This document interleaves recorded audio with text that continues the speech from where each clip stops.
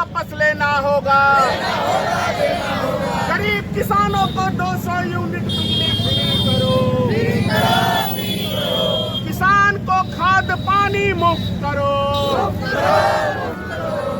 रैयाम लोहट सकरी मिल चालू करो। हमारी मांगे पूरी करो। सहारा इंडिया का पैसा रिफंड करो। आज का भारतीय मित्र पार्टी का 1 दिवसीय धरना है।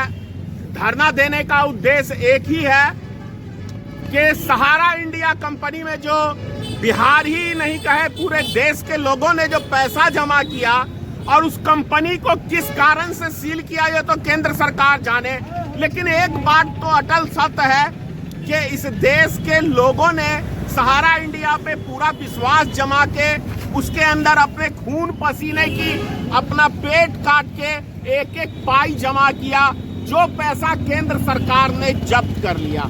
और यदि केंद्र सरकार ने वो पैसा जब्त कर लिया है तो केंद्र सरकार की जवाबदेही बनती है कि एक एक व्यक्ति का जिन्होंने फिक्स किया है उनको डबल दिया जाए, और जिन्होंने पैसा जमा किया है और जितने दिन का उनका मूलधन है और ब्याज बनता है वो पैसा केंद्र सरकार का काम है कि बिहार की जनता का और देश की जनता का पैसा रिटर्न करने का काम करे। लेकिन ऐसा नहीं किया।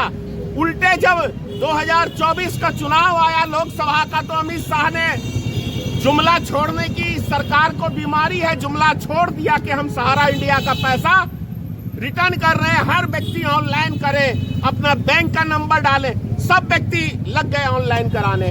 कोई 500 खर्च किया, कोई 400 खर्च किया, कोई 200 खर्च किया। हर व्यक्ति ने जब ऑनलाइन किया तो पता चला आज तक 1 भी रुपया 1 साल बीतने को जा रहा है, पैसा आया ही नहीं। तो भारतीय मित्र पार्टी ने आज संकल्प लिया है कि 2025 के अंदर जो विधानसभा चुनाव है इससे पहले अगर केंद्र सरकार और राज्य सरकार ने लोगों का पैसा उनके खाते में रिटर्न नहीं किया तो भारतीय मित्र पार्टी ने यह संकल्प लिया है कि बिहार की जनता को ही जगाने का काम नहीं करेंगे, देश की जनता को जगाने का काम करेंगे कि ये सरकार जो है वो आपके लिए नहीं है, वो आपका खून पसीने की कमाई को चूस के उद्योगपतियों का घर भरने का काम करती है।